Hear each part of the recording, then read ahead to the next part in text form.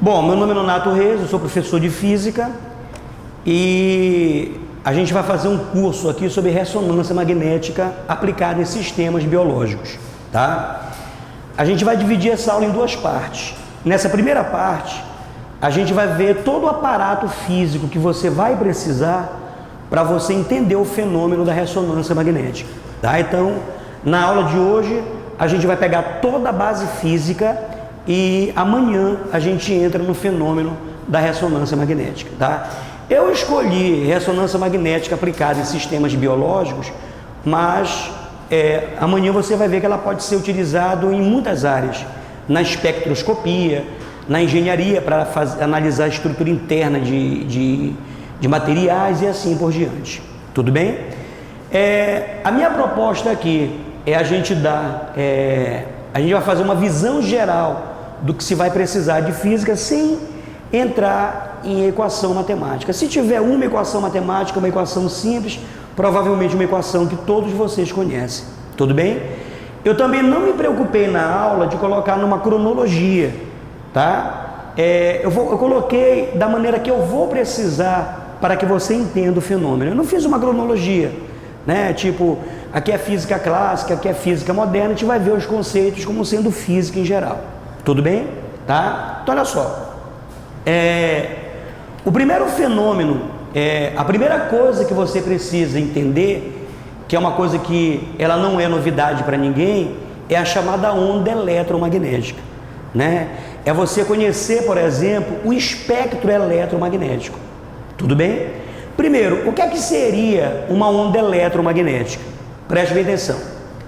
Quando você tem uma carga elétrica e essa carga está em repouso, ela cria em torno de si uma região de influências chamada de campo elétrico. Então, o campo elétrico é a região do espaço que envolve uma carga elétrica. Eu sei que o conceito de campo é um conceito assim muito abstrato, mas eu vou tentar te ajudar. Quando você tem um vidro de perfume, o vidro de perfume está fechado. Quando você abre o vidro de perfume, como o perfume ele é volátil, daqui a pouco esse vidro de perfume, ele cria em torno dele uma região aonde ele exerce certas influências. Tu não consegues ver essa região, tu não consegues pegar nessa região, mas tu sabes que existe algo ali em torno daquele vidro que está exercendo certas influências. Haja vista que se você colocar seu nariz dentro dessa região, você sente o aroma do perfume. É mais ou menos isso que acontece com uma carga elétrica. Então, toda carga, ela cria em torno de si uma região de influências chamada de campo elétrico. Tudo bem? Agora, se você fizer essa carga se deslocar em linha reta com velocidade constante, o que é uma carga em movimento? É uma corrente. O que é corrente elétrica? É carga em movimento. Se você pegar uma pilha e nos terminais dessa pilha você colocar um fio, tu vais ter uma corrente. Se você aproximar uma bússola desse fio, tu vais perceber que a agulha dessa bússola, ela sofre um desvio. Poxa, o que é que a agulha de uma bússola é? Um pequeno ímã. Então aquela corrente, de alguma maneira, ela provocou um desvio na agulha da bússola. Porque a gente sabe que de praxe, a agulha de uma bússola sempre aponta na direção que norte-sul. Tudo bem? Então o que aconteceu? Aquela corrente, ela criou em torno de si um campo, só que agora é chamado de campo magnético, porque ele está exercendo influências sobre a agulha de uma bússola, sobre um pequeno ímã. Então, carga parada, campo elétrico.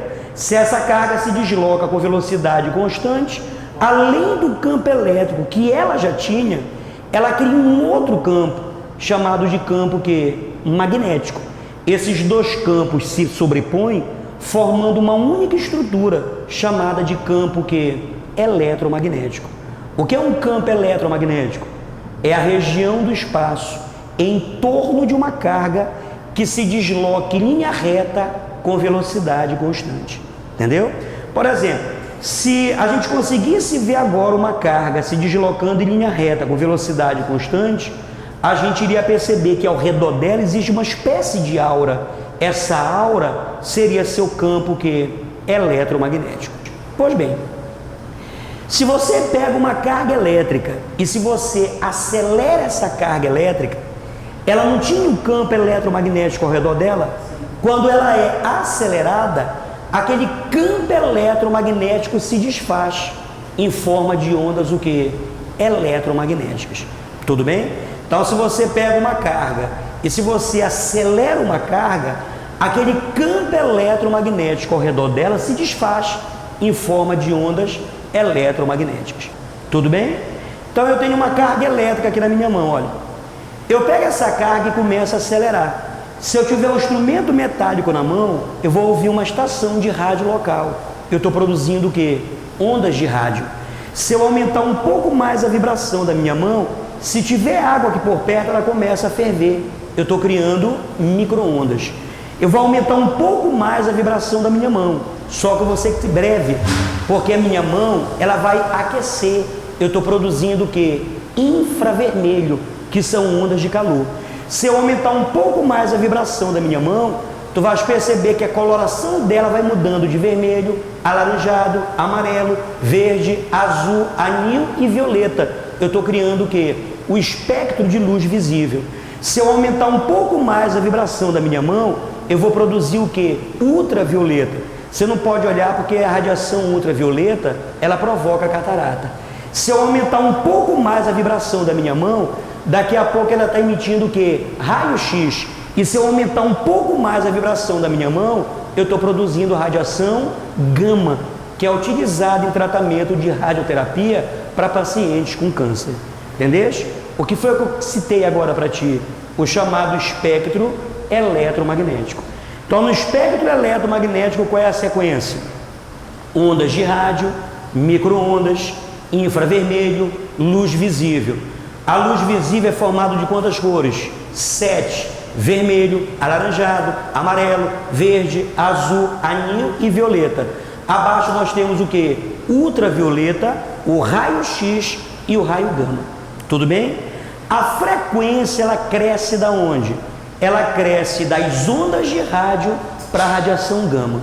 Então, por exemplo, quem é que tem maior frequência? O infravermelho ou o ultravioleta? O ultravioleta. Então você vai ver lá adiante que a radiação ultravioleta, pelo fato de ter uma frequência muito grande, ela é uma radiação ionizante. Ela consegue fazer estragos em sistemas biológicos. Tudo bem? Tá certo? Então todas as ondas eletromagnéticas, elas serão produzidas dessa maneira. Tudo bem? Se você conseguisse ver a cara de uma onda eletromagnética, isso aqui é uma onda eletromagnética. Olha, essa parte amarela aqui é a parte elétrica da onda, essa parte vermelha é a parte magnética. Daí a expressão onda o que? Eletromagnética. Tudo bem? Tá certo? Bom, uma outra coisa relevante aqui pra gente, aqui ó, a frequência ela cresce nesse sentido, né? Então, particularmente, essas três últimas radiações, elas são chamadas de radiações o que? Ionizantes. Por exemplo, ultravioleta é bom ou ruim? Bom, a radiação ultravioleta, ela é germicida. Então, a maioria dos germes que tem no ar, eles são mortos pela radiação ultravioleta do Sol. Não é não? Então, esse é o lado bom dela. A radiação ultravioleta, quando ela incide numa substância chamada de ergosterol, ela produz o que? Biologia. A vitamina D, também chamada de quê? Calciferol. Esse é o lado bom dela. Por isso que a criança tem que tomar banho de sol até 9 da manhã e depois das 4 da tarde, que o cálcio do corpo dela praticamente é proveniente da radiação ultravioleta do sol, incidindo no ergosterol e produz a vitamina D, também chamada de calciferol. Tudo bem? A radiação ultravioleta, pelo fato de ser germicida, ela pode ser usada para esterilizar. Hoje, por exemplo, em consultórios dentários, não se usa mais o autoclave para você, por exemplo, esterilizar. O cara pega agora um recipiente, coloca o instrumental lá e dá um banho de radiação ultravioleta, porque ela é o que? Germicida. Mas a radiação ultravioleta, por exemplo, ela consegue quebrar reações químicas. Esse é o lado ruim dela. É por isso que se você chegar no Louvre, tu não consegue tirar uma foto da Mona Lisa. Porque na hora que você tira a foto que sai o flash, O flash que tem radiação ultravioleta, quando ela bate na tinta da pintura, ela desfaz as ligações químicas, então ela vai descaracterizar a pintura, entendeu? Esse é o lado ruim dela. A radiação ultravioleta, quando ela incide na pele, ela faz com que os melanócitos comecem a trabalhar de forma abrupta. Então, uma célula trabalhando de forma abrupta, o que é que você pode ter? Um câncer de pele, um melanoma. Mas a radiação ultravioleta, ela também pode ir fundo na sua pele, pegando a elastina, o colágeno, né? Isso, o que você tem, por exemplo, vocês são jovens, vocês têm uma pele esticada por causa do colágeno, da elastina. O problema é que a radiação ultravioleta, ela inibe isso. Então, isso aí, o cara envelhece cedo, o sol envelhece as pessoas. Tem duas coisas que matam o ser humano, é sol e radicais livres, que você vai ver lá adiante, tá certo? Então aqui você tem o ultravioleta, o raio-x. Qual é o raio-x? O raio-x, ele é uma radiação que ele atravessa a matéria mole, mas ele é absorvido pela matéria dura. Então o raio-x atravessa o quê? A tua pele, que é mole, mas ela é absorvida pelos teus ossos, que são duros, entendeste? E a radiação, o raio-x é a mais energética das radiações. Então essas três últimas radiações, ultravioleta, raio-x e raio gama, eles serão, né, eles são utilizados, são chamados de radiações o que? Ionizantes. Tudo bem? Então veja aqui, por exemplo, o que acontece, olha, com uma radiação ionizante batendo aqui, olha, numa fita de DNA. Olha o que acontece aqui. O que são radicais livres? Existe um fenômeno chamado de radiólise, já ouviram falar? Quando uma radiação ionizante, ela bate na molécula de água, ela quebra a estrutura. Mas observa bem, quando a radiação ionizante, ela bate na molécula de água, ela não cria cargas. Não te esquece que a ligação da molécula de água é uma ligação covalente. O que quer dizer isso? Que os elétrons são compartilhados. Então, na hora que a radiação ultravioleta, ela bate na molécula de água, ela desfaz a estrutura. Mas as estruturas são o quê? Neutras. Mas elas têm algo que elas têm elétrons desemparelhados. E esses elétrons desemparelhados que fazem com que um radical livre, ele se torne, digamos assim, agressivo para uma célula. Por exemplo, uma radiação ionizante bateu numa molécula de água e ela conseguiu desfazer a estrutura, olha. Então você tem o hidrogênio e você tem a hidroxila. Mas esse cara tem um elétron livre, um elétron desemparelhado. E esse cara tem um elétron desemparelhado. A natureza, ela procura o quê? O equilíbrio. Então esse cara quer emparelhar o elétron livre que ele tem o quê? Desemparelhado. E adivinhe, quando ele bate, por exemplo, numa estrutura de DNA, essa hidroxila pode roubar o quê? Um elétron. E se ela, um hidrogênio. Se essa hidroxila rouba um hidrogênio, ela vai provocar um dano nessa célula. Entendeu? Então esse é o perigo de uma radiação ionizante. Agora pode ser que uma radiação ionizante, por exemplo, ela atravesse a fita do DNA e, por exemplo, ela quebre só um lado da fita. Existem proteínas reparadoras. São proteínas que conseguem reparar esse buraco que fica, mas nem sempre essa estrutura quebrada ela vai ser reparada. Então, dependendo da energia da radiação, pode ser que você quebre só um lado da fita, pode ser que você quebre os dois lados, então você provoca danos irreparáveis numa estrutura celular. Tudo bem? Tá? A gente está falando de radiação ionizante por quê? Porque raio-x, ele é o quê? Ionizante. Poxa, tu vais tirar uma chapa de raio-x. Uma chapa de raio-x, tu estás sendo bombardeado por radiação que? Ionizante. Essa é a vantagem que você vai ver amanhã da ressonância magnética. A ressonância magnética, ela utiliza o quê? Qual foi a primeira radiação que nós vimos no espectro eletromagnético? Rádio. É a que tem a maior ou menor frequência? Menor frequência. Ou seja, a ressonância magnética, ela utiliza o quê? Ondas de rádio, que são ondas eletromagnéticas de frequências baixas, de radiação que não ionizante. Tá certo? Então, olha o estrago, por exemplo, que o raio-x ele é capaz de produzir. Então, essa é a diferença básica entre ressonância magnética e o raio-x. Raio-x, já está dizendo, é raio-x. Ele é uma radiação que ionizante. E na ressonância magnética, tu vais utilizar o que? ondas de rádio, que são ondas eletromagnéticas de baixa frequência, comparada com raio-x, e portanto não são ionizantes. Tudo bem? Tá? Eu preciso fazer uma linha temporal bem aqui, olha. No século XVII, haviam duas teorias rivais para a natureza da luz. Uma das teorias era defendida por Newton e a outra era defendida por esse cara aqui chamado de Huygens. Newton dizia que a luz era constituída de partículas e Huygens dizia que a luz era constituída de quê? De ondas.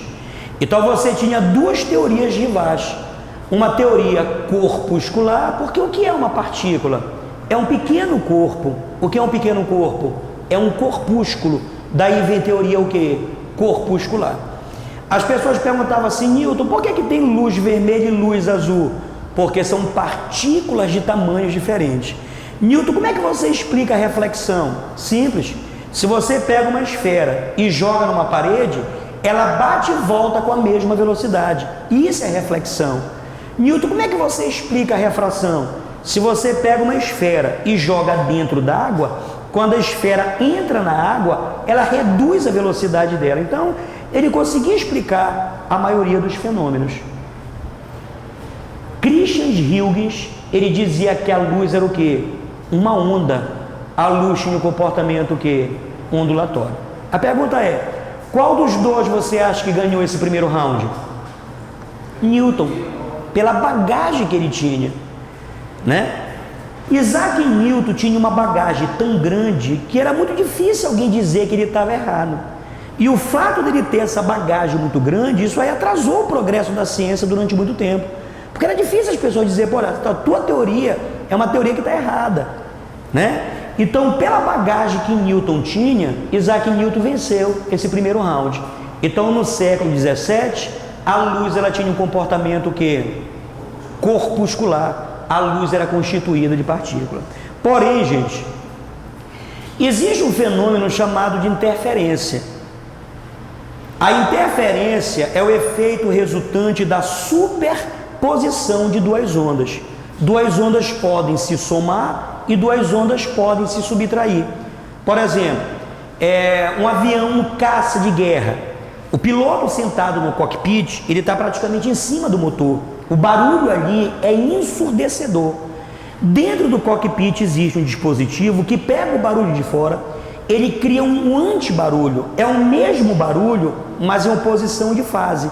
Quando o barulho e o antibarulho se encontram, há uma interferência destrutiva. O som vai ser o quê? Abafado. Entendeu?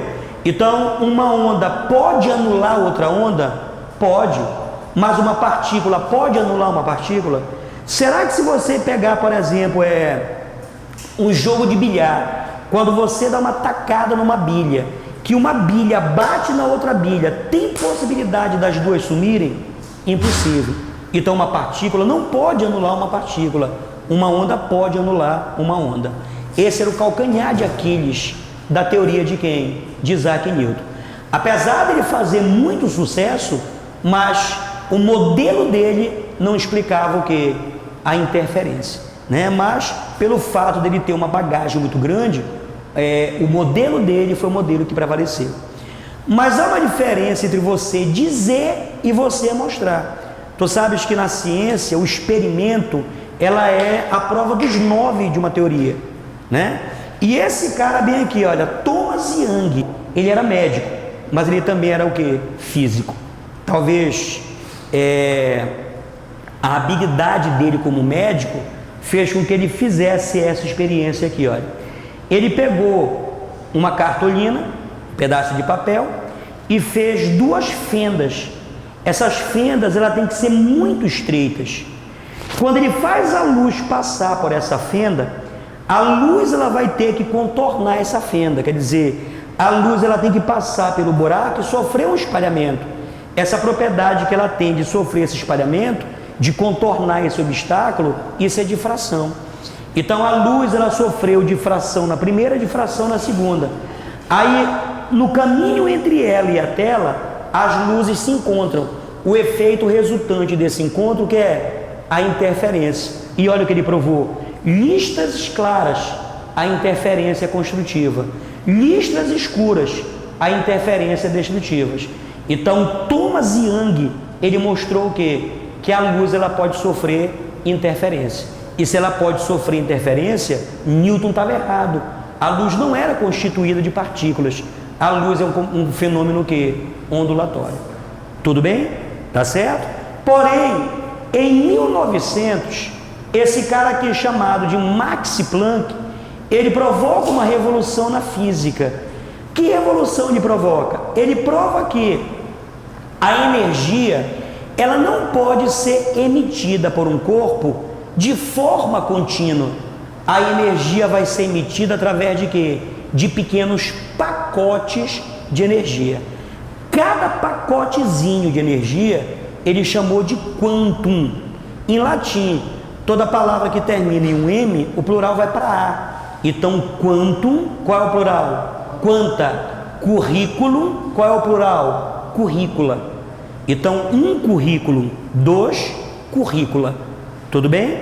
Tá? Então, a energia, ela não é emitida de um corpo para o outro de forma contínua, mas através de quê? De pequenos pacotes de energia. Cada pacotezinho, ele chamou de quê?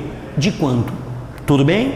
Pois bem, em 1905, Albert Einstein, ele pega as ideias de Max Planck e ele estende essa ideia para a luz. Ou seja, para Albert Einstein explicar um fenômeno que ele estava trabalhando, chamado de efeito fotoelétrico, ele leva em consideração que a luz é formada de pequenos pacotes de energia. Esses pequenos pacotes de energia é que hoje nós chamamos de quê? Fótons. Tudo bem? Por exemplo, você olha para essa luz branca que está iluminando a gente. Essa luz aí parece que ela vem para a gente de forma o quê? Contínua, porque nossa visão é uma visão que macroscópica. Nós somos grosseiros, a nossa visão é macroscópica. Mas se eu conseguisse olhar para essa luz numa visão microscópica, eu iria mostrar que a gente está sendo bombardeado agora por pequenas partículas de energia, pequenos pacotes de energia. Esses pacotes são chamados de quê? Fótons. É quantum, mas quantum foi um nome que não pegou, né? Um cara chamado de Lewis, ele preferiu usar a palavra fóton à palavra quantum. Mas o que é que o fóton é? Um quantum de energia. Tudo bem? E esse quantum, ele é proporcional a quem? A frequência. Por exemplo, qual é o quantum que tem mais energia? Do infravermelho ou ultravioleta? Que acabamos de ver no espectro eletromagnético. Quem é que tem maior frequência? Não é o ultravioleta?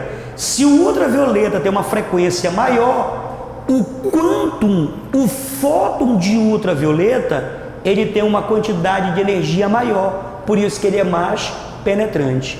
Uma radiação é tanto mais penetrante quanto mais energia ela tiver. Tudo bem? Então, se você comparar, por exemplo, um fóton de ultravioleta e um fóton de infravermelho, quem é que tem maior frequência? O ultravioleta. Então, o fóton de radiação ultravioleta, ele tem uma frequência maior, então ele tem um fóton mais energético. Tudo bem? Tá certo? Eu já vi em livro de biologia, quando o cara está fazendo lá a reação da fotossíntese, naquela passagem que tem luz, ele coloca lá HF, porque é assim que se calcula a energia de um fóton, H vezes F. H é a constante de Planck e F é o que? A frequência, né? Quer dizer, na fotossíntese a radiação do Sol pega, ele quebra a molécula de água, né? Radiólise, lembra? Né? Aí libera o oxigênio, esse negócio todo lá para o processo de fotossíntese. Tudo bem, gente? É muito importante que fique aqui, olha. Então, na verdade, o que aconteceu? Na verdade, o Einstein, ele acabou provando que Newton tinha razão. Porque se a luz é constituída de fótons, o que é que são fótons? Não são partículas de luz, pacotes de luz? O que são pequenos pacotes? É como se fossem o quê? Partículas. Deu para entender? Mas olha a passagem importante aqui. Einstein, para explicar o efeito fotoelétrico, diz que a luz é constituída de quê? De pacotes de energia, que são os fótons. Mas a luz, ela sofre o quê? Interferência. Quer dizer, o fóton, ele tem um caráter de partícula, mas a luz, ela sofre o quê? Interferência. Então quer dizer que a luz é um caso de quê? De dupla personalidade. A luz é ao mesmo tempo onda e partícula. Tá certo? Então, ela tem os dois caráteres. Agora tem um problema. Ela jamais pode ter os dois caráteres numa mesma experiência. Algumas experiências só darão certo se você tratar a luz como onda, e outros só darão certo se tu tratares a luz como se fosse o quê? Partícula. O que ela não pode ter são os dois comportamentos ao mesmo tempo, né? Quer dizer, a luz, ela é um caso de dupla personalidade. A luz, ela tem uma natureza dual. Na biologia tem um bichinho que tem essa natureza dual. Quem é? É uma brincadeira que se faz. Porque quando você faz aí a diversidade, você coloca a diferença entre mamífero e ave, né? Nota que as propriedades de mamíferos são excludentes das propriedades de ave, não é isso? Mas se você pegar um ornitorrinco, por exemplo, ele tem bico de pato, né? Mas ele tem glândulas mamárias, mas ele põe ovo, mas ele tem pelos. Então ele é um quê? Uma mamave. É uma mistura de mamífero com ave. Assim como a luz, ela seria o quê? Uma ondícula, uma mistura de onda e de partícula. Tudo bem? Veja bem, os dois comportamentos serão importantes. Daí vem a natureza dual da luz. Ora ela é onda e ora ela vai ser o quê? Partícula, dependendo de seu fenômeno. Tudo bem? Então quer dizer que nessa linha temporal, o Albert Einstein, ele acaba provando que Newton, no fundo, ele tinha razão sobre a natureza corpuscular da luz. Tudo bem? Tá? Bom, isso aqui, gente, é uma das coisas mais interessantes que nós temos dentro da ciência. Porque às vezes você assiste alguns documentários, o cara diz assim que numa estrela, sei lá, numa estrela lá perto de Betelgeuse, tem uma estrela que ela é rica em ferro. Como é que o cara sabe que aquela estrela é rica em ferro, né? Por exemplo, depois do Sol, a luz do Sol demora 8 minutos para chegar na Terra. Isso quer dizer que se o Sol explodisse, a gente ainda veria o Sol durante 8 minutos. Depois do Sol, a estrela mais perto da gente é a estrela alfa da constelação de Centauros. A estrela alfa, ela está a 4,5 anos-luz da gente. Tu sabes o que quer dizer isso? Que a luz dessa estrela, ela demora 4 anos e meio para chegar na Terra. Então, se eu pego um telescópio e olho agora para a alfa de Centauro, eu não estou vendo ela agora. Eu estou vendo o que ela era há 4,5 anos no passado, que é o tempo que a luz dela viaja até nós. Então, quando tu olhas para o céu, tu estás contemplando o quê? O passado. Tem estrelas que você está vendo agora que não existem mais, mas a luz dela ainda estão viajando pelo espaço. Entendeu? Então, por exemplo, se uma estrela ela está 500 anos-luz da gente, a luz dela leva 500 anos para chegar na Terra. Então, se eu olhar para ela agora, eu estou vendo que essa estrela era na época que Cabral pisou no Brasil, há 500 anos atrás. Talvez essa estrela nem exista mais. Mas a análise espectrográfica, ela é um dos triunfos da ciência. Olha só, quando você tem um material sólido e você aquece esse material sólido, aliás, quando líquidos e sólidos eles estão incandescentes, eles emitem luz. E a luz que eles emitem, ele tem esse padrão aqui, olha. Isso é um espectro, é chamado de espectro contínuo. Pode perceber que a passagem de uma cor para outra, ela é feita de forma gradativa. Nota que não existe uma interrupção. Quanto menos você se apercebe, você já passou de uma cor para outra. Isso é um espectro contínuo. Agora, quando você analisa o espectro de um gás, olha como o espectro de um gás é. Ele é formado dessas linhas. Isso é um espectro de linhas. Isso é um espectro que descontínuo. Pois bem, as pessoas não sabiam explicar por que elementos sólidos e líquidos incandescentes emitem um espectro contínuo. E por que gases eles emitem espectro descontínuo? Isso era uma coisa que os caras da ciência trabalhavam, mas não sabiam explicar por quê. Porque na verdade aqui eu desenhei uma lâmpada, mas de onde é que está saindo a luz dessa lâmpada? Do filamento dela, né? O filamento dela que é um sólido incandescente. Se fosse uma lâmpada de filamento realmente, o material que se usa aí dentro é tungstênio. Por que o tungstênio? Porque a temperatura é muito alta. Esse cara tem que ter um ponto de fusão muito alto. O tungstênio, ele, se eu não me engano, é 3.600 graus Celsius o ponto de fusão. E o filamento de uma lâmpada chega a 3.000 graus Celsius. Então é um sólido incandescente, por isso que o espectro é contínuo. Tudo bem? Agora, olha que fato interessante. É o mesmo gás, olha. É o mesmo gás. Só que o gás é quente, o gás é frio. Aqui o gás quente emite luz. E aqui o gás está na temperatura ambiente. Eu estou fazendo luz atravessar ele. Quando eu faço luz, aqui ele está emitindo luz. Aqui eu estou fazendo luz atravessar ele. Quando eu faço luz atravessar ele, olha o que acontece. Você está vendo essas riscas coloridas? Pode perceber que essas riscas coloridas, elas estão exatamente, olha, na mesma posição das riscas que ele emitia. Qual é a conclusão que você tira aí? Que um gás ele é capaz de absorver aquilo que ele emite. Não entendi. Olha só.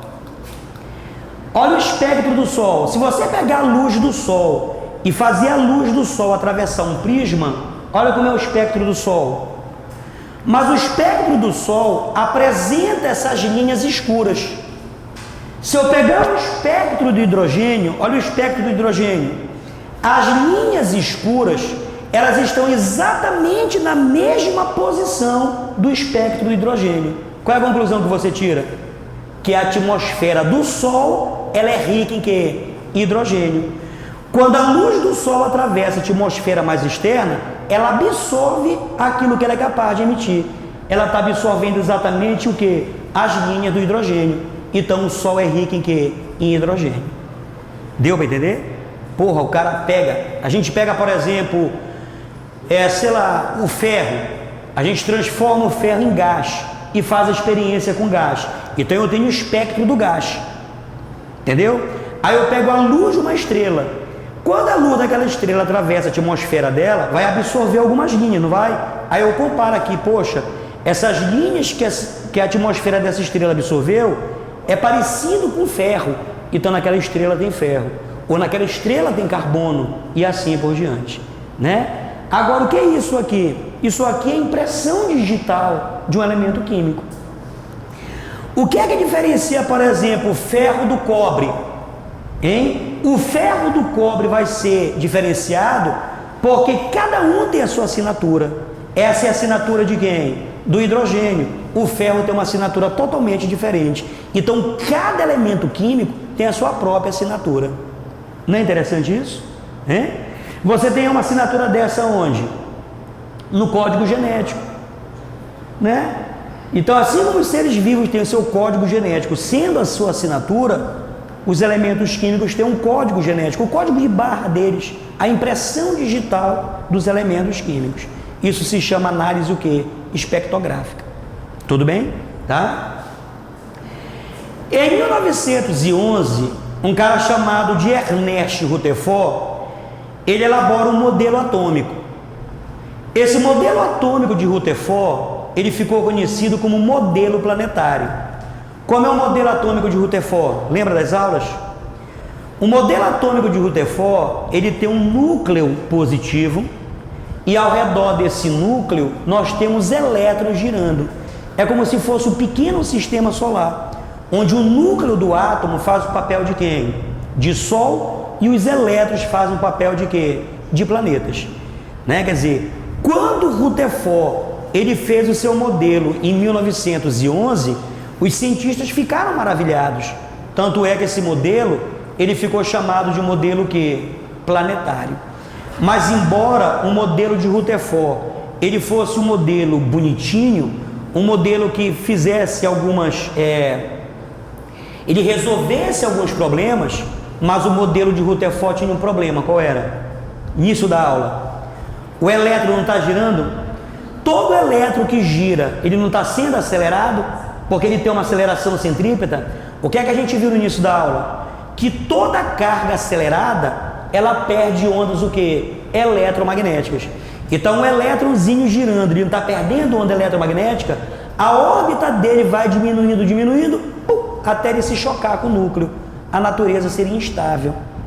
Então, apesar do modelo de Rutherford ser um modelo bonitinho, mas ele era um modelo inconsistente. Em 1913, um aluno de Rutherford, com essas novas ideias que estavam surgindo de quantum, de fótons, natureza dual, ele com essas ideias novas, o que é que ele faz? Ele pega o modelo do professor dele, do Rutherford, e aplica essas novas leis. E Bohr, ele faz a sua teoria, é o chamado modelo atômico de Bohr. O que é que o Bohr fez? Ele pegou o modelo de Rutherford e pegou essas novas ideias, de fótons, de natureza dual, e dá uma guaribada, digamos assim, nesse modelo. E ele propõe o seu modelo atômico. O modelo atômico de Bohr, ele fala o seguinte, que em todo átomo existem órbitas permitidas. O que é que são órbitas permitidas? São aquelas em que o elétron, ele descreve sem irradiar nenhuma energia. Olha só, Isso em ciência é chamado de uma hipótese ad hoc. O que é que seria uma hipótese ad hoc? Em ciência, o que a gente chama de uma hipótese ad hoc é uma hipótese que é o quê? Tirada do bolso, jogada no peito. Tipo assim, eu consigo explicar o fenômeno, só não me pergunte por quê. Eu sei que a coisa ela funciona. Em ciência, uma hipótese ad hoc é isso. É uma coisa que é tirada do bolso e jogada no teu peito. É uma coisa que funciona. Então ele dizia o seguinte: em todo átomo existem órbitas permitidas. Quando os elétrons eles descrevem essas órbitas permitidas, eles o fazem sem irradiar nenhuma energia. Tudo bem? Nota que isso aí foi uma coisa que ele jogou no peito das pessoas. Ele não mostrou por quê. Ele via que apenas funcionava. Aí as pessoas perguntavam assim, mas vem cá, e a emissão de energia? E a absorção de energia? Como é que a coisa ela funciona? É aí que vem a sua hipótese mais audaciosa. Preste atenção. Ele disse o seguinte, que um elétron, ele pode saltar de uma órbita para outra. De que maneira? Nós temos um elétron girando aqui na primeira camada. Se esse elétron bem aqui, ele absorve um fóton, que é uma partícula de luz, se esse elétron ele absorve um fóton, que é uma partícula de luz, e se a energia desse fóton é exatamente igual à diferença dessas duas energias, veja bem, a energia do fóton ela tem que ser exatamente igual a quem? A diferença dessas duas energias. O que é que esse elétron faz? Ele absorve o fóton e ele pula para a camada mais energética. Lembre de suas aulas de química. Na estrutura de um átomo, você sabe que quanto mais externa é uma camada, mais energética ela é, né? Sim? Por que quando ele absorve um fóton, ele pula para uma camada mais energética? Conservação de energia, né? Porque ele tem uma energia bem aqui. Ele tem uma energia bem aqui, chamada de energia A. Ele absorve a energia do fóton, chama essa energia de E. Se A mais E, A é a energia que ele tem aqui. E é a energia do fóton que ele absorveu. Se A mais E é igual à energia desse cara, ele pula para lá. Tudo bem? Só que quando ele pula para essa camada aqui, ele fica excitado. Ou seja, ele está girando ali, mas ele quer voltar para o seu estado mais baixo de energia. Porque a natureza é assim. A natureza sempre procura o seu estado de energia mais baixo. Então, nisso que ela procura o seu estado de energia mais baixo, esse elétron volta. Só que quando ele volta, ele devolve o mesmo fóton que ele absorveu. Tudo bem? O que é que você está usando aí? Conservação de energia. Aqui ele tem uma energia A, ele absorve a energia do fóton, a energia E. Então, com que energia ele fica? A mais E. Se A mais E é igual à energia desse cara aqui, ele pula para cá. E se A mais E for igual à energia desse cara, ele pula para lá, para mais externa. Ele fica instável, ele volta, né, para a sua camada mais baixa de energia e devolve o mesmo fóton que ele absorveu. Tá aqui, ó. Ele absorve, aí ele pula para a camada mais externa, ele fica instável, ele devolve o fóton e volta para a camada mais interna. Tudo bem? Então é assim que fica, é assim que o processo de emissão e absorção de energia acontece. Tudo bem? Esse é o legado de Bohr. É isso que é chamado de quê? De salto quântico. É assim que a natureza ela funciona. Tudo bem? Tá certo? Gente, embora o modelo atômico de Bohr tenha explicado muita coisa, mas o modelo de Bohr aplicou o modelo para o átomo de hidrogênio. Ele conseguiu explicar tudo do hidrogênio. Depois do hidrogênio, qual é o elemento mais simples? O hélio, né? Então ele pega o hélio, e o hélio não tem 2 elétrons, ele arranca um e deixa só um elétron girando e aplica a teoria dele. Depois quem é? O lítio, que tem 3 elétrons, ele arranca 2 e deixa só um elétron girando para aplicar o modelo dele. Só que quando os átomos começam a ficar muito grandes, o modelo atômico de Bohr começa a falhar, né? Aí já vai entrar um outro modelo, que é um modelo muito mais complicado, que é o chamado modelo de Schrödinger. Schrödinger, ele usa alguns conceitos de mecânica quântica, como por exemplo o princípio da incerteza de Heisenberg. Quando você afirma onde uma partícula está, você erra a sua velocidade, né? Quer dizer, o fato do observador observar um experimento, a observação do cara altera o que está sendo observado. Quer dizer, como é que tu vai fazer um experimento? O ato de você observar o experimento, você influencia nele. É uma mecânica muito complicada. Tanto é que o modelo atômico de Schrödinger, ele trabalha com o quê? Com probabilidades. Você lembra de orbital? Hein? Os orbitais atômicos? O orbital S é um orbital esférico. Isso quer dizer que o elétron... Onde é que o elétron está no orbital ali? O elétron está diluído dentro daquele orbital. A gente não sabe onde o elétron está. A gente tem probabilidades de onde é que o elétron esteja. Quer dizer, a natureza, ela não é mais determinística. A natureza, ela é o quê? Probabilística. Quer dizer, é uma coisa muito mais... Foge do senso comum. Tá? Quer perguntar alguma coisa? Não, o senhor explicou posteriormente. Eu queria saber que você falou que ele jogou e ficou só simplesmente aceito, mas eram outras pessoas. É, claro. No momento que ele faz o modelo dele, ele consegue explicar. Você estava quando eu expliquei sobre o espectro? Bora voltar. Como é o espectro de. Olha aqui.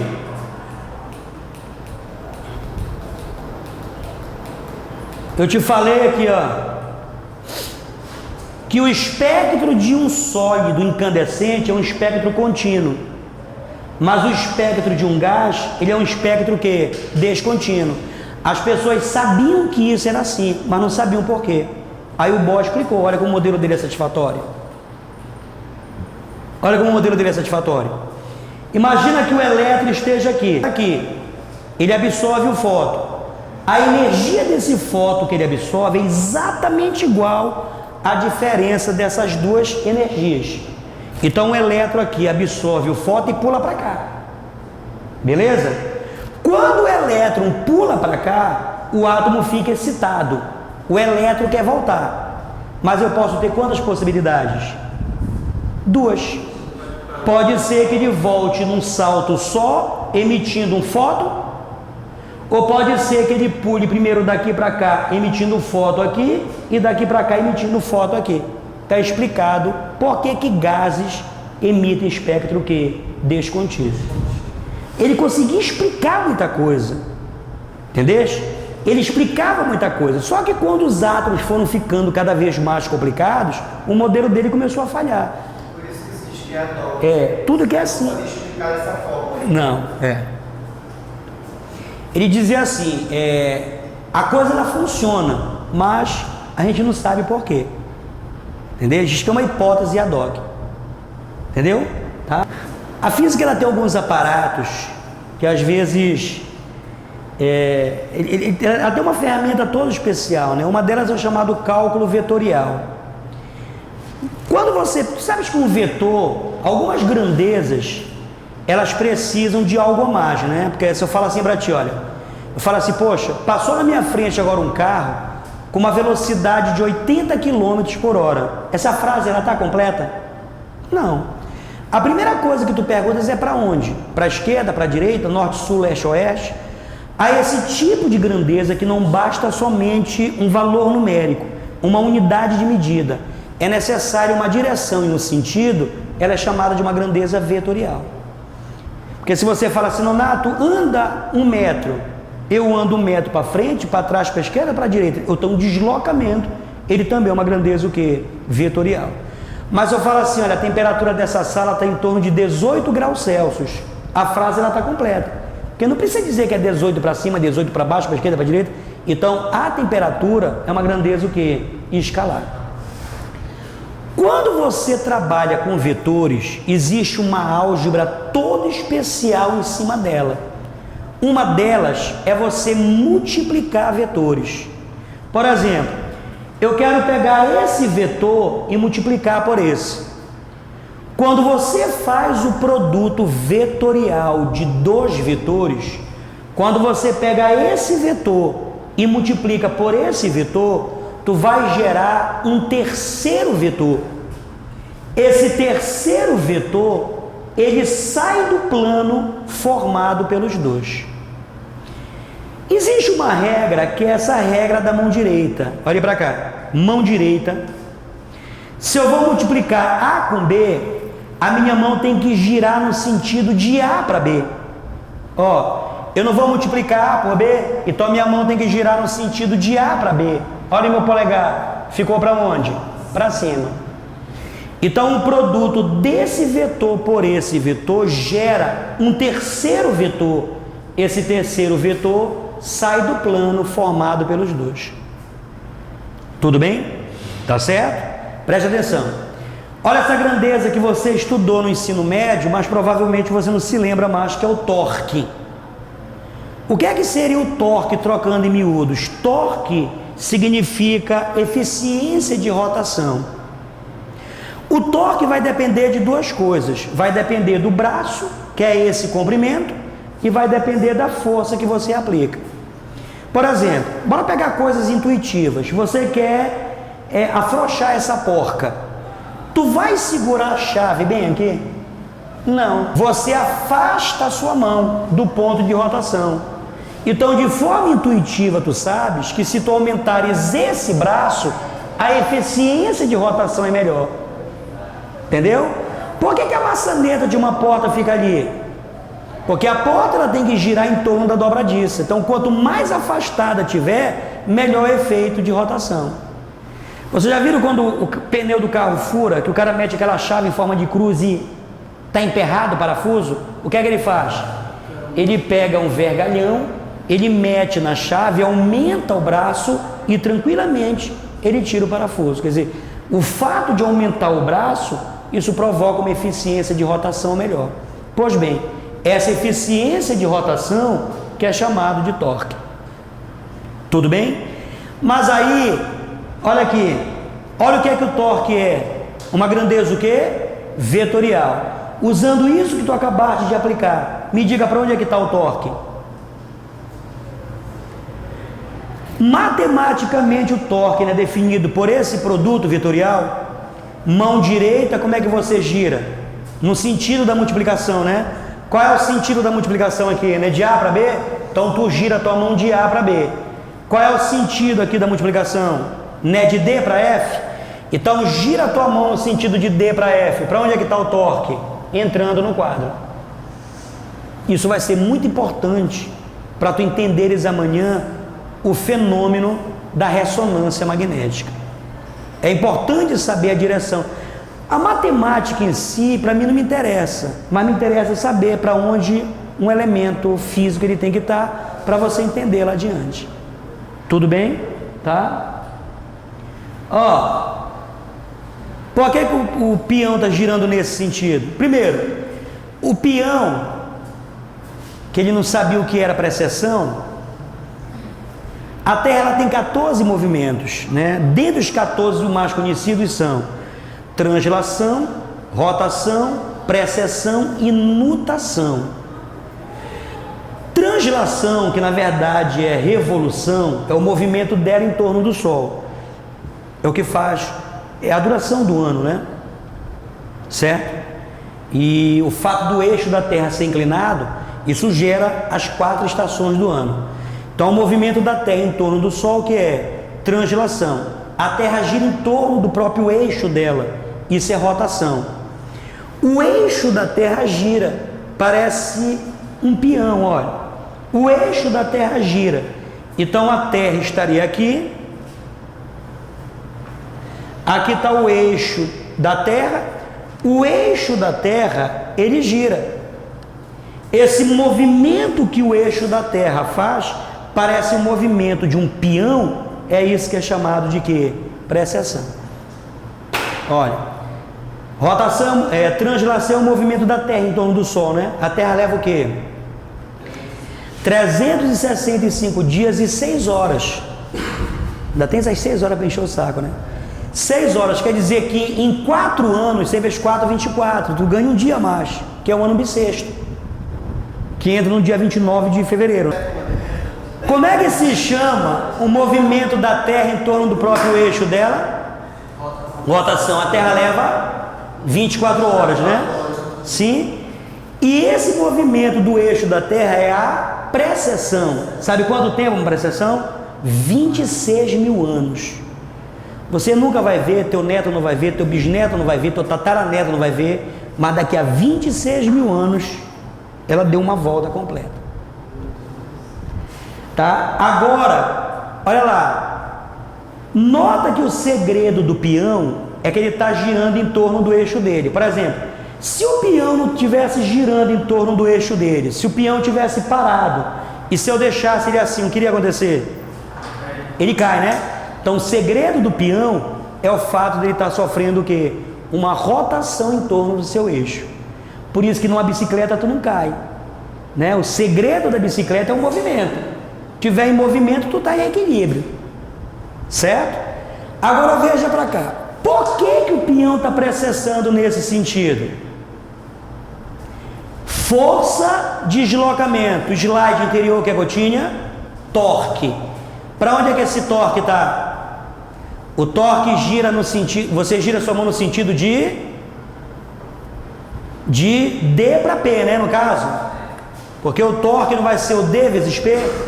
Então, quando você gira a sua mão no sentido de D para P, que D é o braço e P é a força, o torque está para lá. Ou seja, o torque está puxando o peão para lá. E o peão vai o quê? Precessar. Quer dizer, o que causa essa precessão é o fato desse torque existir.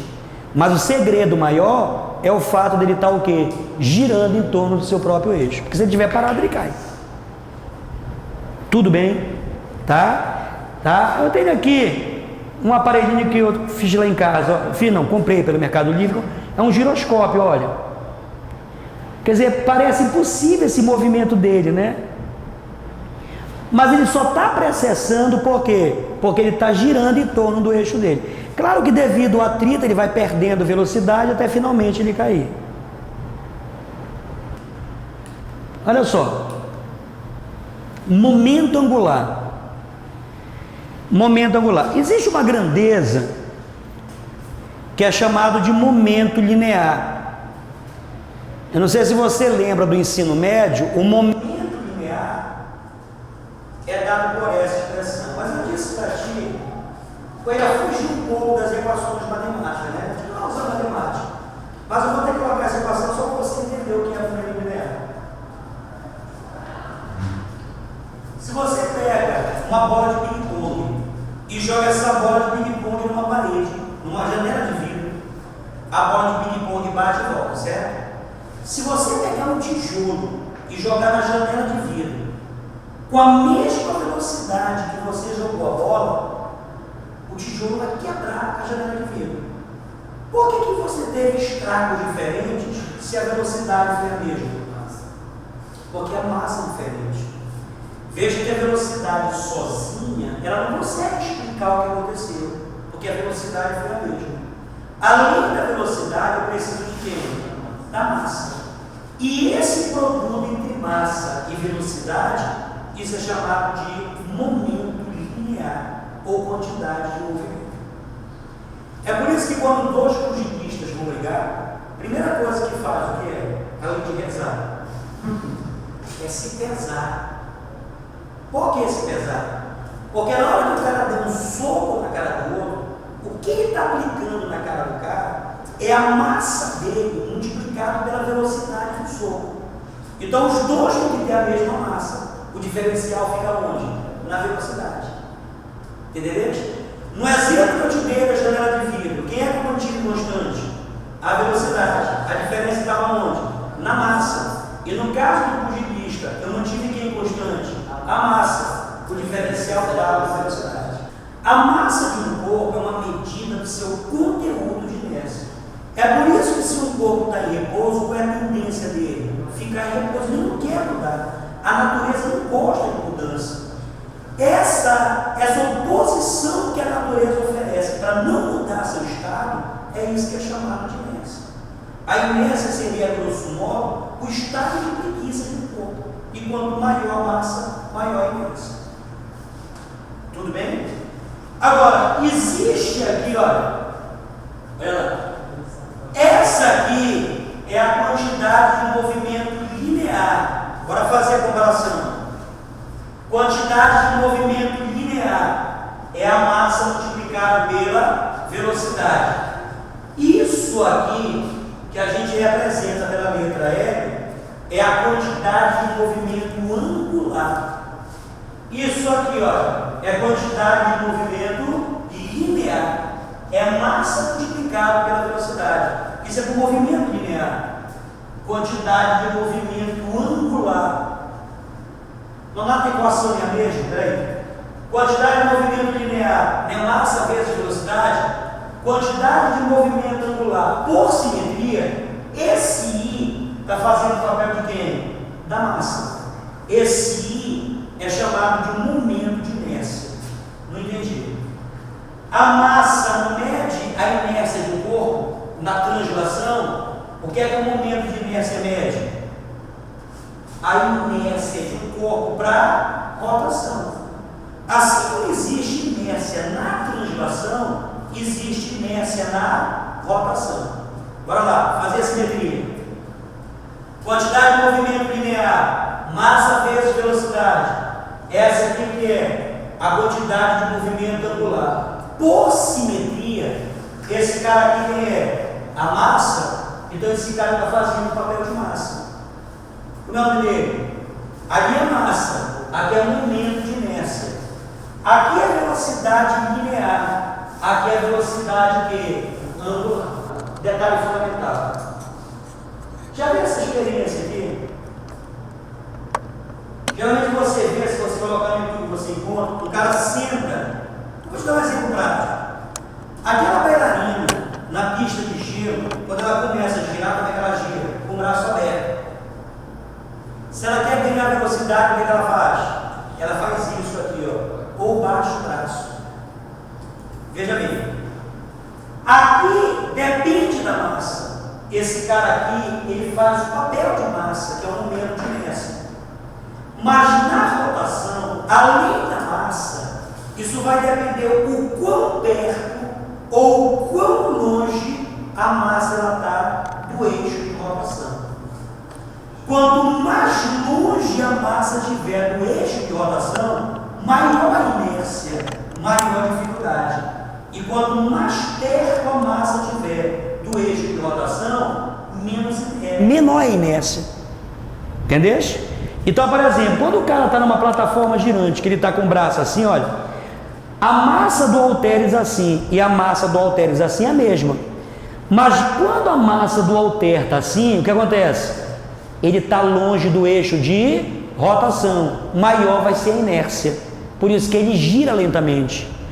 Quando ele fecha o braço, ele está aproximando a massa de quem? Do eixo de rotação. E quando aproxima, o que acontece? Menor a inércia, maior é a rotação dele. Deu para entender? Bora, gente. Já viram aqueles equilíbrios? Já viu? Teve um dia desse aí, eu acho que deve fazer um mês, um cara com o olho vendado nos Estados Unidos esticou um cabo entre dois edifícios, com o olho vendado. Ele atravessou os dois edifícios lá no ponto mais alto. Viram isso aí no YouTube? Não? Chegaram a ver? O que é que ele usava na mão? Uma vara muito grande. Para que essa vara grande? Ele não vai girar no fio? Se ele usa uma vara muito grande, ele está o quê? Afastando a massa do seu eixo de rotação. O que é que ele diminui? A inércia de rotação. Ele pode andar tranquilamente. Entendeu? A física aplicada no dia a dia. Tudo bem? Então esse cara aqui é de quem é? Momento angular, e é um momento de inércia, é uma coisa que depende da massa e depende também do quê? Da distribuição de massa. Quanto mais longe a massa tiver do eixo de simetria, maior a inércia. Quanto mais próxima, menor a inércia. Tudo bem? Tá? Bom, e aqui eu começo a entrar já para deixar tudo engatilhado para a aula de amanhã, Giga. Então, o momento seria essa distância entre, por exemplo, o braço e o eixo? E o eixo é? O momento, se chama de momento seria... É o momento de inércia, é a distância da massa para o eixo de rotação. É isso aí. Tudo bem? Olha, gente, primeiro slide, carga e movimento, o que é que ele cria em torno de si? Um campo magnético, né? Então, carga e movimento cria um campo magnético, né? Um elétronzinho não está girando em torno do próprio eixo dele? Então, o que é que um elétronzinho girando em torno do eixo dele é? Um pequeno ímã. Então você já sabe qual é a origem do magnetismo, né? O que é que faz, por exemplo, a magnetita, que é o ímã natural, ser ímã? É que se você pegar os elétrons, se você pegar a magnetita, existem regiões dentro dela aonde os elétrons estão todos alinhados e girando. Carga e movimento, que é um campo magnético. Pequenos ímãs, daí vem a propriedade magnética dele. Entendeste? O modelo atômico de Bohr, ele foi um modelo, como eu te disse, através de hipóteses ad hoc, tirada do bolso e jogada no peito, né? Mas quando o Schrödinger, ele cria um modelo baseado em estatística, esses números quânticos fluem naturalmente. E eles perceberam que eles precisavam de um quarto número quântico. É por isso que nas aulas de química, quando você estudava atomística, eram 4 números quânticos. Na verdade, os números quânticos, gente, é como se fosse um endereço, né? Por exemplo, onde é que eu moro?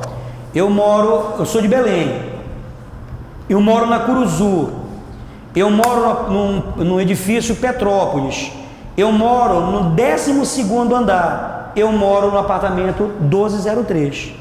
Então, é minha localização ali, entendeu? Então, para eu localizar, por exemplo, um elétron, eu tenho que dar o estado de energia dele, para onde ele está girando, o valor do seu momento magnético, o seu spin, quer dizer, o que se chama de números quânticos é o endereço do elétronzinho ali. Tá certo? E o spin, que é o que vai interessar, o segredo todo da ressonância magnética, é o spin. Nota que aqui eu tenho um núcleo de hidrogênio. O que é que o núcleo de hidrogênio é? É um próton. O núcleo de hidrogênio é um próton, né? Porque o hidrogênio é o mais simples de todos os elementos, é um próton, que é um núcleo, e o elétron girando. Então, devido a esse movimento de rotação que esse cara tem, né? Esse spin em inglês quer dizer o que? Giro. É devido a essa rotação que esse cara passa a ter um caráter magnético. Ele é um pequeno ímãzinho, ó. Então toda a carga girando é como se fosse um pequeno magneto. Agora, por que eu coloquei o hidrogênio aqui? Porque 75% de nossa composição é água. E água o que é? H2O, quer dizer, são 2 hidrogênios ligados a um oxigênio. Então, o segredo da ressonância magnética qual é? Você tem bilhões de hidrogênios dentro de ti. Esses hidrogênios estão todos girando em torno dos seus eixos, devido aos seus spins. Quando você entra num tubo de ressonância magnética, o cara liga um campo magnético. O que é que o campo magnético daquela máquina vai fazer?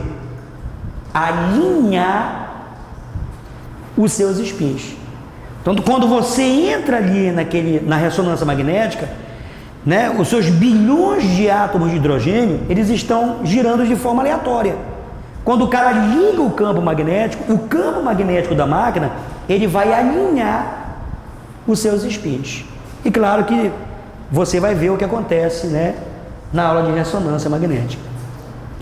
Isso aqui é um dos experimentos considerados mais belos dentro da física, porque foi quando os caras provaram a existência do spin. Isso aqui é um ímã, né? Está aqui o polo norte, está aqui o polo sul, aqui existe um campo magnético. Isso aqui é um forno. Na época, quando eles fizeram a experiência de Stern e Gerlach, esse cara emitia átomos neutros de prata. Átomos neutros de prata. Poxa, o que é que uma carga neutra, o que é que uma coisa neutra dentro de um campo magnético não sofre desvio nenhum, né? Porque para uma carga sofrer um desvio, essa carga ela tem que estar se movimentando dentro desse campo.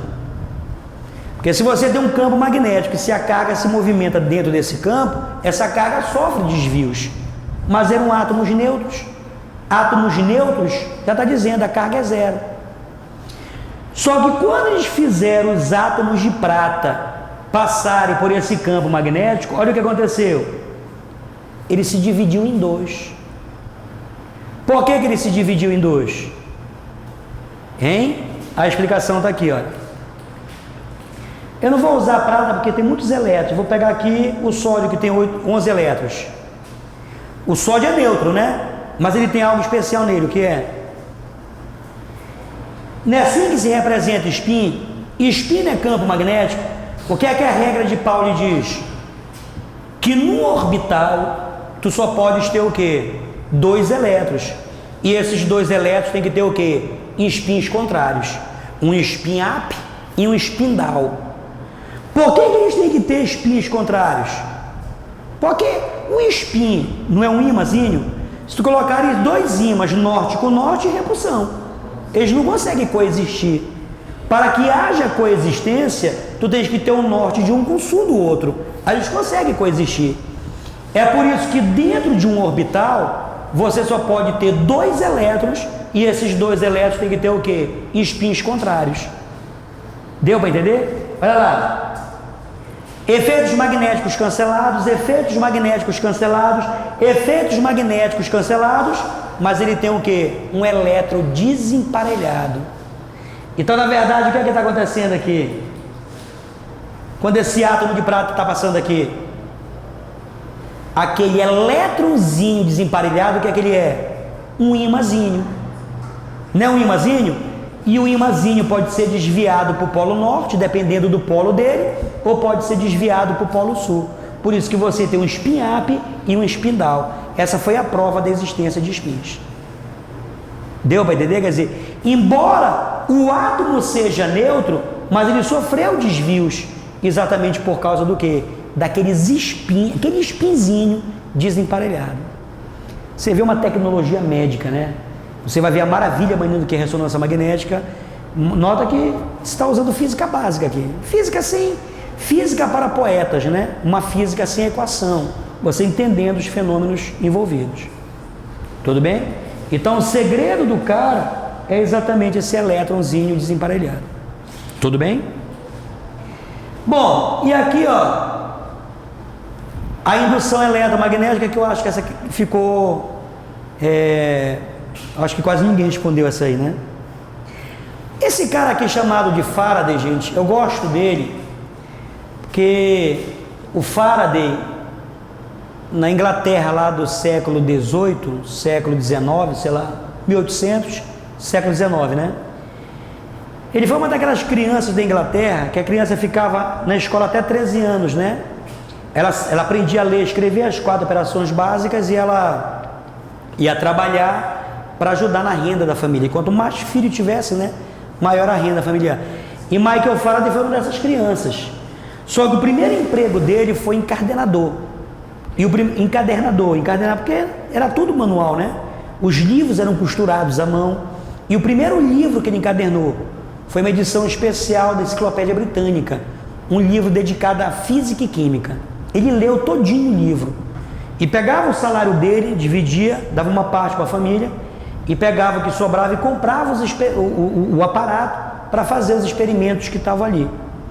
Na época, o maior professor de química que existia se chamava Humphrey Davy. Dizem que Davy tinha uma aula tão brilhante que as pessoas pagavam ingresso para assistir a palestra dele. E ele ganhou o ingresso. Na palestra de Humphrey Davy, ele anotou tudo o que o cara disse, fez uma brochura, um livro e deu de presente para o Humphrey Davy. O Humphrey Davy, impressionado, contratou ele para ser assistente dele. E o aluno supera o mestre, né? Ele se tornou melhor que Humphrey Davy. Foi um cara que não teve academia, né? Quem é de exatas aqui? Ninguém é de exata, né? Pô, o cara sabe que na exata a ferramenta do cara é a matemática. O cara não sabe matemática, ele não sabe física. Entendeu? A física mesmo, trabalhar com física, a profissão físico. Não é professor, físico de profissão. E ele sabia só as 4 operações básicas.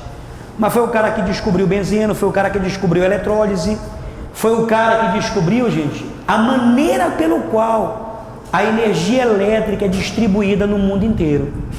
A experiência dele é assim, olha o que ele fez. Isso aqui é uma espira, é um fio enrolado. Isso aqui é um ímã. Está aqui o norte, está aqui o sul.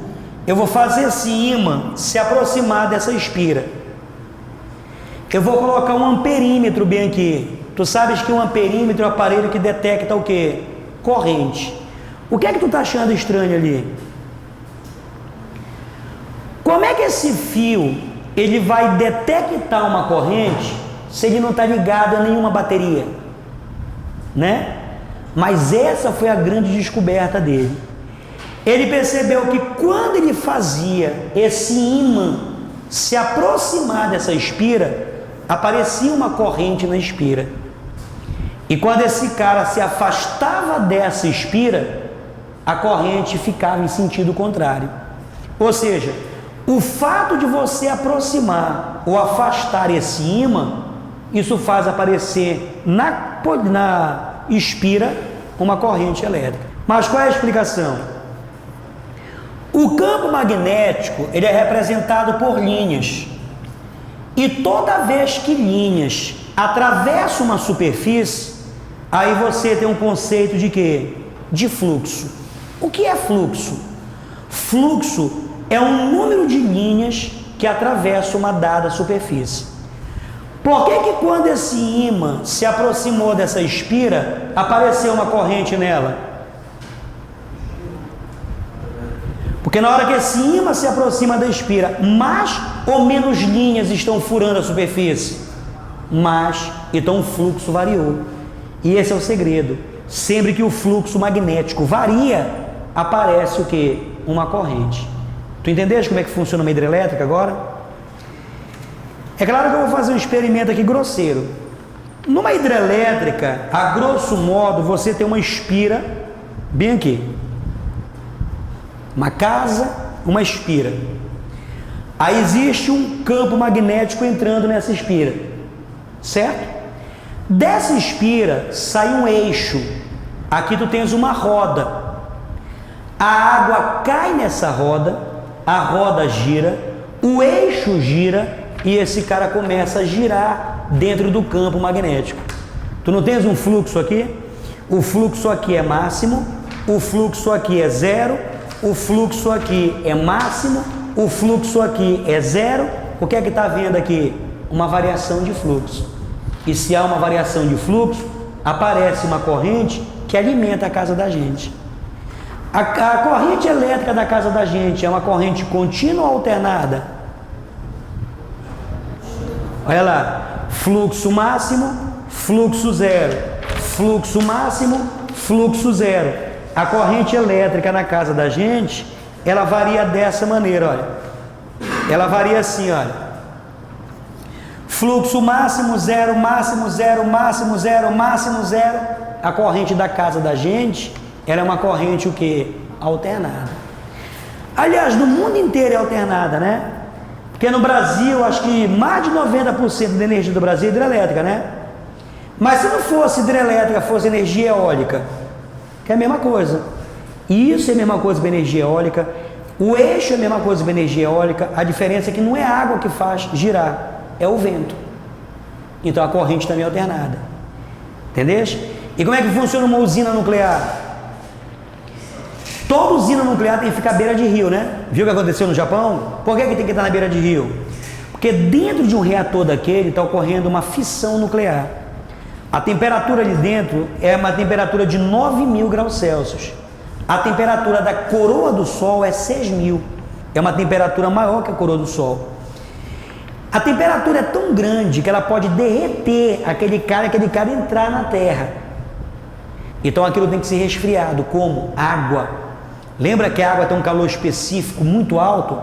A água, para ela sofrer uma variação de temperatura pequena, ela absorve uma quantidade estúpida de calor.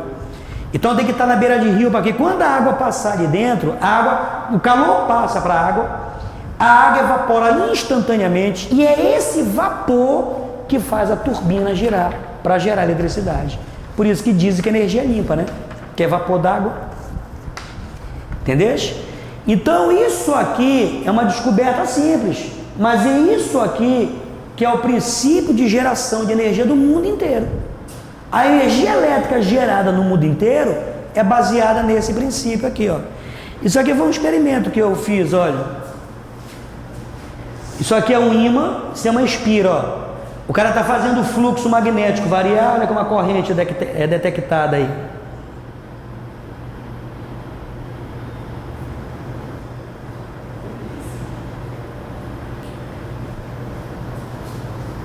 Está acabando, calma. Os espinhos, lembra? Um pedaço de matéria. A matéria é constituída de quê? De átomos que são constituídos de elétrons. Na natureza, a matéria está assim, olha. Né? Por que, por exemplo, esse cara aqui não apresenta propriedades magnéticas se dentro dele tem espinhos? A partir de agora, os espinhos também são chamados de ímãs elementares, tá? Por que se esse cara tem ímã elementar dentro dele, ele não tem propriedades magnéticas?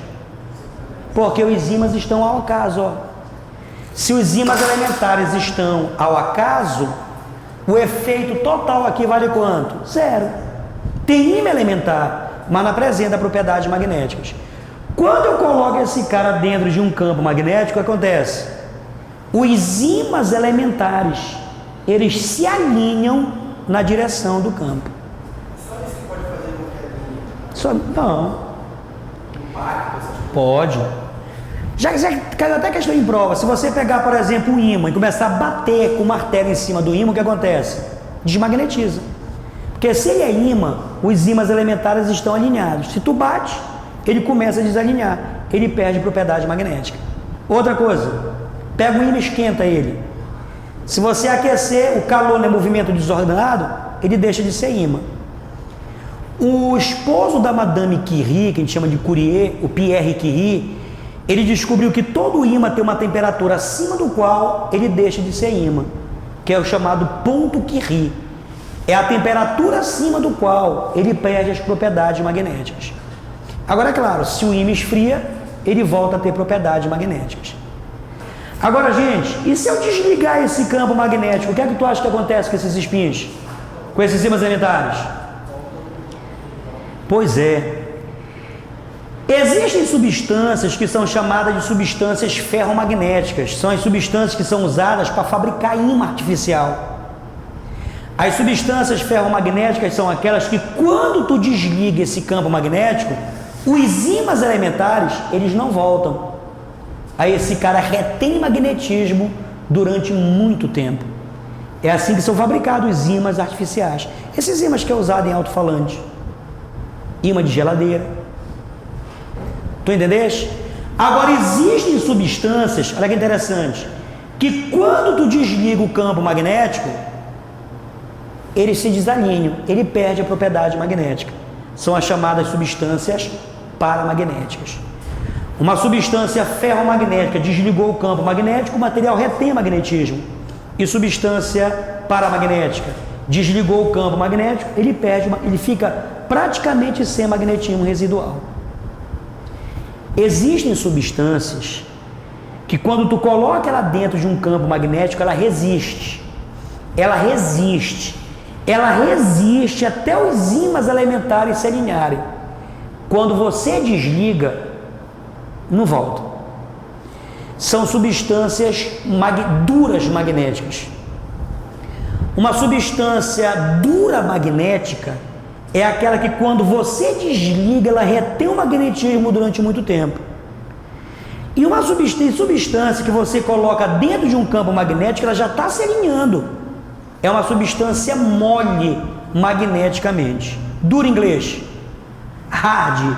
Mole em inglês, soft. Daí surgiram as palavras software e hardware. O disco rígido do teu computador é um hardware, ele é um ímã. Ele é um ímã que na hora que construíram ele, que os ímãs elementares se alinharam, ele está ali, ele não volta mais. O ímã de um disco rígido ele é muito poderoso. É por isso que ele guarda informação durante muito tempo. Então não se engane, você pode deletar o que você quiser do seu computador. Se um cara pegar seu disco rígido, qualquer coisa que você deletou está armazenada ali dentro. Esse que é, né, pedofilia. Primeira coisa que o cara pega é o computador do cara. Por mais que o cara tenha deletado tudo, mas a informação está armazenada no disco rígido. Não adianta. O que você apagou fica lá. A gente vive num mundo que esse mundo é constituído de átomos, né? Esses átomos, eles são ligados entre si através de forças moleculares. Toda vez que se representa em livro força molecular, não sei se você já viu, eles representam forças moleculares por molas. Já viram? Porque as forças moleculares se comportam como molas. Se você pegar dois átomos e aproximá-los, eles se repelem. E se tu pegar os dois átomos e afastar, eles se atraem. Entendeu? É por isso que se eu pegar, por exemplo, essa caneta e se eu puxar ela, eu não consigo quebrar ela. Porque na hora que eu tento afastar os átomos, eles puxam de volta. E na hora que eu tento comprimi-los, eles se empurram. Claro que tudo tem um limiar, né? Mas basicamente a coisa é assim. O problema é que como essas moléculas são ligadas através de forças moleculares, que são as forças de Van der Waals, forças de London, são as pontes de hidrogênio, essas forças moleculares se comportam como molas. E se comportam como molas, elas vibram. Entendeu? Então tudo que existe na natureza vibra com uma frequência que é própria sua, que é chamada frequência natural de vibração daquele sistema. Tá certo? Então tudo que existe na natureza vibra com uma frequência que é própria sua, que é a chamada frequência natural de vibração. O que é que a gente aprendeu no ensino médio? Tu tens um objeto bem aqui. Esse objeto está vibrando com uma frequência que é própria dele. Quando você incide uma onda nesse objeto, se a frequência da onda é exatamente igual à frequência de vibração daquele sistema, ele ressoa, ele começa a vibrar com amplitudes cada vez maiores. Pode ser que essas amplitudes sejam tão grandes que a estrutura não aguenta e acaba quebrando. Que é aquele famoso exemplo da cantora de ópera com uma taça de cristal. Ela começa a emitir vários sons. Se um dos sons que ela emite é exatamente igual à frequência natural de vibração daquele cristal, ele começa a vibrar com amplitudes cada vez maiores, a estrutura não aguenta, ele acaba quebrando. Nonato, eu tenho que ter onda o tempo todo? Não. Por exemplo, eu pego o meu filho, coloco ele sentado no balanço. Olha como é que eu estou empurrando o balanço. Olha o movimento da minha mão. É um movimento que periódico. Eu estou fornecendo para o balanço o que? Energia. Se a frequência com que eu forneço energia é exatamente igual à frequência natural de vibração daquele sistema, ele começa a oscilar com amplitudes cada vez maiores. A gente diz que ele entra o quê? Em ressonância. Entendeu? Quer dizer, pode ser por incidência de onda ou pode ser por fornecimento de quê? De energia. O cara foi trabalhar, o cara trabalhava numa empresa de radares. O segredo do radar é que o radar tem um aparelho eletrônico, um dispositivo eletrônico chamado de um magnetron. O magnetron é um dispositivo eletrônico que emite micro-ondas. Aí o cara foi trabalhar, uma barra de chocolate no bolso. Quando o cara está trabalhando com magnetron, ele sentiu aquela quentura no peito, que ele viu a barra de chocolate derretida. Ele pegou uma xícara de café, colocou perto da válvula do magnetron. Quando ele ligou o magnetron, o café começou a ferver. Ele patenteou a descoberta dele, ele inventou o forno de micro-ondas. Tá certo? O segredo do forno de micro-ondas, claro, a grosso modo, é a água. A molécula de água vibra com uma frequência que é própria dela, que é exatamente igual à frequência de vibração das micro-ondas. Quando você liga o forno de micro-ondas, que a micro-onda bate no alimento, a molécula começa a vibrar com amplitudes cada vez maiores. Uma molécula se choca com a outra, nessa colisão você gera o que? Calor. Tu sabes por que o prato é giratório? Olha por quê. Aqui está o forno de micro-ondas. Aí você chega em casa e pega aquela coxa de frango lá do Sírio do ano retrasado. Uma coxa do, período Jurássico. O magnetron também aqui. Esse cara começa a emitir micro-ondas. As micro-ondas, elas batem na parede do aparelho, elas batem e volta, batem e volta, bate e volta. A onda que vai encontra a onda que volta. Quando a onda que vai encontra a onda que volta, essas duas ondas se superpõem. E o efeito resultante dessa superposição é interferência, lembra? Do início da aula? Aí você vai ter esse padrão aqui de interferência, olha. Você vai ter esse padrão de interferência. Aqui são pontos que vibram com máxima amplitude. Aqui são pontos que não vibram. Sacou? O alimento que fica debaixo dos pontos que vibram com máxima amplitude esquenta muito.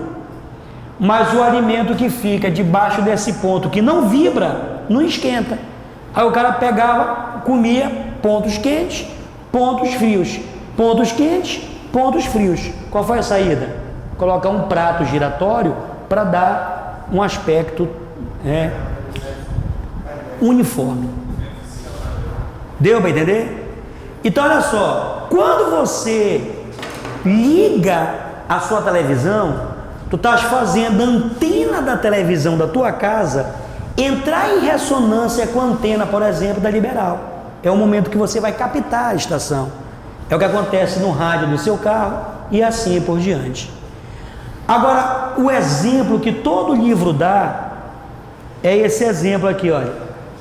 O que aconteceu em um Washington News, na ponte de Tacoma. Olha só. Em Tacoma News construíram uma ponte e você vai ver vídeo aí. Na época o vento que estava batendo na ponte não era um vento muito forte, mas aí aconteceu o quê? O vento começou a bater na ponte de forma o quê?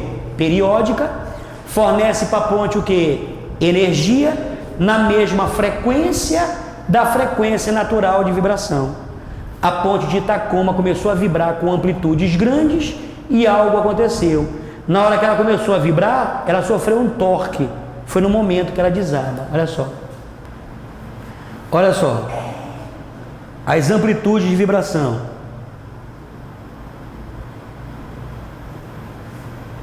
Aquele ali está descido, se ele vai, atravessa.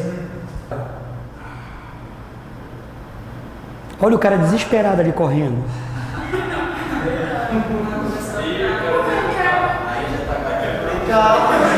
Olha aí. Olha aí. Entrou em ressonância direta aí, olha. Olha o cara desesperado. Olha. Por que a partir desse ano a engenharia teve que mudar? Porque na construção de prédio, o cara tem que levar em consideração. Você pega aquelas duas torres que tem na Tailândia, que são as maiores do mundo. Já pensaste o vento lá em cima? O vento é muito forte. Então, na hora de fazer a construção, eles têm que levar em consideração o efeito da ressonância. Aconteceu um caso em Belém, década de 80, estádio do Mangueirão. Isso foi divulgado. Repá. A galera começou a pular. Só que teve um momento que todo mundo começou a pular de forma cadenciada. Aí a estrutura do Mangueirão começou a oscilar. Né? Deus deve ser leão ou papão, porque não caiu. Mas as amplitudes foram grandes. Tanto é que o estádio ficou interditado, tiveram que completar a obra, chamar gente de fora com osciloscópios para tentar aproveitar e fazer o que ele está aí. Tudo bem? Bom, essa é toda a base física que você precisa para a gente ver a ressonância magnética amanhã, tá? Até amanhã, beijos.